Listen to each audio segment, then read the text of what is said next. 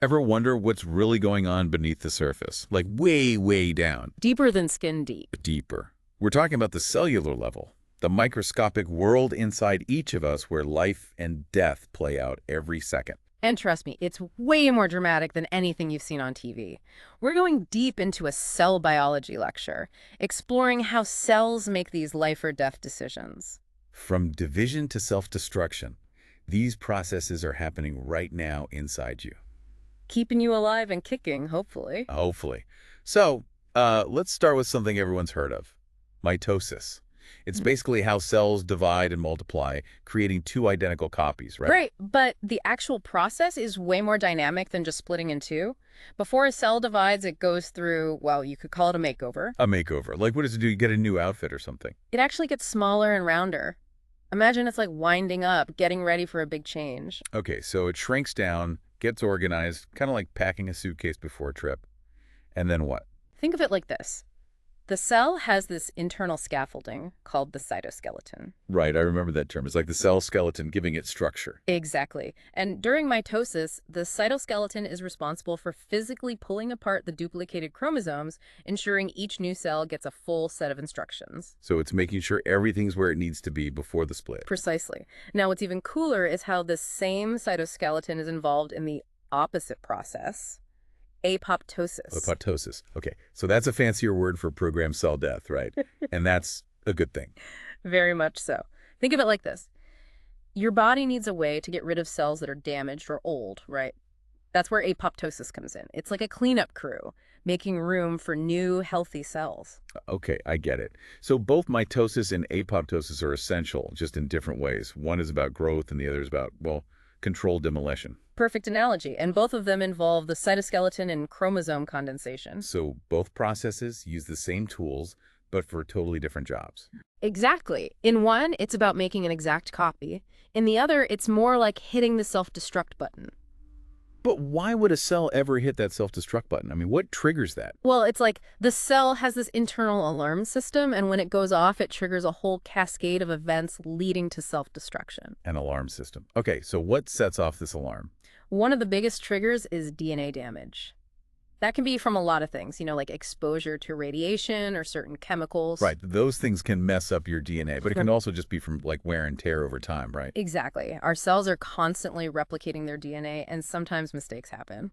So the cell is always checking its DNA for errors, and if it finds a big one, it's like time to call it a day. Pretty much. And there's this protein called P53. It's like the quality control manager. P53. That sounds familiar. Doesn't it have something to do with cancer? Bingo. P53 plays a huge role in preventing cancer. It can actually trigger apoptosis in cells with damaged DNA before they have a chance to become cancerous. So it's like our bodies have a built-in defense system against cancer. Precisely. And when that system isn't working properly, that's when things can go wrong. Okay, so let's say a cell's DNA is damaged. P53 gets activated. What happens next? Like, how does it actually start the self-destruct sequence? Well, think of P53 as a kind of switch, right? It can turn certain genes on and others off, and that controls the activity of a bunch of other proteins involved in apoptosis. So P53 is like the conductor of an orchestra, and the other proteins are the musicians. I like that. And one of the key players in this orchestra is, well, they're actually these little organelles called mitochondria. Mitochondria, right. Those are the powerhouses of the cell, right? Exactly. And when P53 is activated, it leads to the release of this protein called cytochrome C from the mitochondria. Cytochrome C. Okay, another protein. What does this one do? Think of it like a messenger, a death messenger. It activates these enzymes called caspases. Ah, caspases. Now, those are the real deal, right? Those are the ones that actually dismantle the cell from the inside out. You got it. They're like tiny little demolition experts breaking down proteins and basically dismantling the cell in a controlled way. Wow, so it's really incredible how this all works together. It is. And remember, all of this is triggered by that initial DNA damage signal that sets off the whole cascade. It's like a domino effect. Yeah. But you mentioned earlier that DNA damage isn't the only way apoptosis can be triggered. There are also external signals. Right, so that's called the extrinsic pathway, and it's basically when a cell receives signals from other cells telling it to self-destruct. So in this case, the cell itself might be perfectly healthy. but it still gets told to go through apoptosis. Exactly. And this happens a lot in the immune system. Like lymphocytes, those are a type of white blood cell. They can actually identify abnormal cells, like cells that are infected with a virus or that have become cancerous. And these lymphocytes can tell these bad cells to self-destruct. Exactly. They release these signaling molecules that bind to receptors on the surface of the target cell, and that activates a different set of caspases. So, same result, different pathway. Precisely. Whether it's an internal signal like DNA damage or an external command, the result is the same. Apoptosis, this tightly regulated process that eliminates cells when they're no longer needed or when they pose a threat to the organism. That's amazing.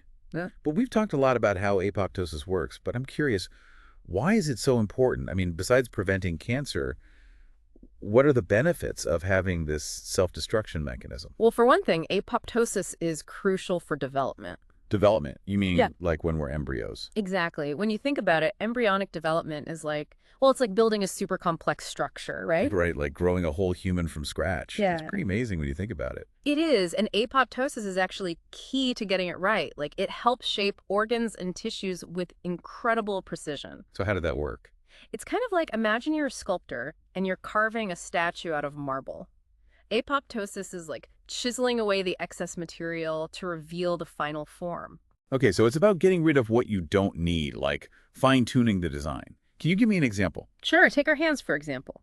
Did you know that during fetal development, our hands actually start out webbed? Webbed. You mean like duck feet? Exactly.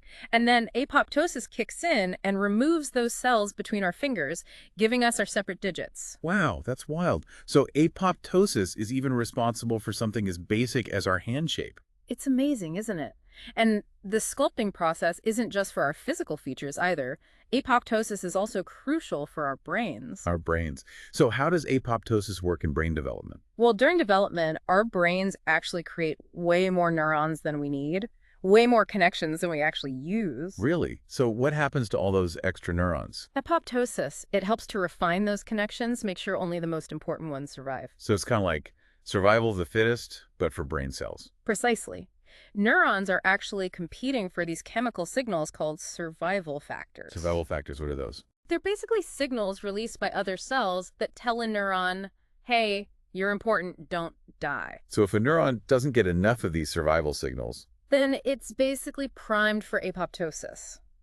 Like, its default setting is to self-destruct unless it gets that reassurance. that's so interesting. Mm. So we've talked about mitosis, which makes copies, and apoptosis, which gets rid of cells. But what about meiosis? Meiosis. That one's all about diversity. Remember how mitosis makes exact copies? Meiosis is all about mixing things up. It creates the cells we need for sexual reproduction. Right, meiosis. That's how we inherit genes from both our parents, right? Yeah, exactly. See, with mitosis, you just end up with double the chromosomes every time a cell divides, which obviously wouldn't work out so well. Yeah, we'd be walking chromosome factory. Right. So meiosis makes sure each sperm and egg cell only gets half a set of chromosomes, one from each parent. Okay, that makes sense. But how does it actually do that? Like, how do you go from a full set to a half set of chromosomes? So there are 2 rounds of cell division in meiosis instead of just one like in mitosis. And get this, during that process, the chromosomes actually swap sections of DNA with each other. What? So it's like they're trading genes. Exactly. Imagine you and a friend have 2 decks of cards and you shuffle them together. That's kind of what's happening with your chromosomes during meiosis. So that's why siblings, even with the same parents, aren't identical. Exactly. It's all thanks to meiosis, constantly shuffling that genetic deck and creating new combinations. Wow, so we've covered a lot of ground today. Mitosis, apoptosis, meiosis.